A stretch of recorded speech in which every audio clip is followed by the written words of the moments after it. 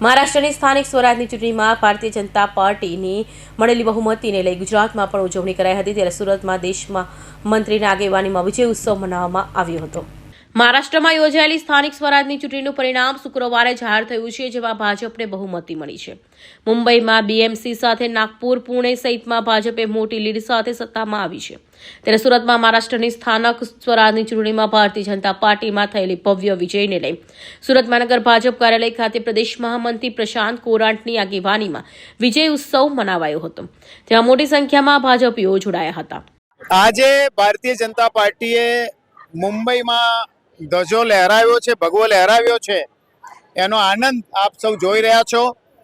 સૌ પ્રથમવાર મ્યુનિસિપલ કોર્પોરેશનમાં, મુંબઈ મહાનગરપાલિકામાં, મુંબઈ નિગમની અંદર ભારતીય જનતા પાર્ટીના એમના સહયોગી પક્ષ સાથે મેયર બિરાજમાન થશે અને એ ભારતીય જનતા પાર્ટીની બહુ મોટી સિદ્ધિ છે।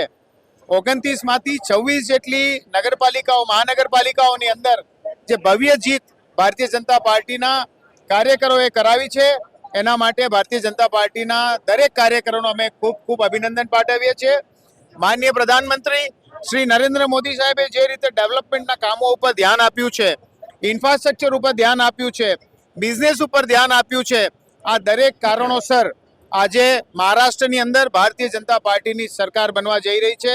આખા મહારાષ્ટ્રની અંદર ભગવો લહેરાયો છે એમ કહું તો ખોટું નથી। હજુ પણ આવતા કલાકોની અંદર વધુ સારા રિઝલ્ટ આપ સૌને જોવા મળશે। આ તકે ભારતીય જનતા પાર્ટીના કાર્યકર્તાઓ ફટાકડા અને મીઠાઈથી આજે આ પ્રસંગને ઉજવી રહ્યા છે, એટલા માટે સુરત મહાનગરમાં આ રીતે ભવ્ય પ્રોગ્રામ અહીંયા આપ જોઈ રહ્યા છો કે અમારા દરેક મિત્રો આ પ્રસંગને ઉજવી રહ્યા છે।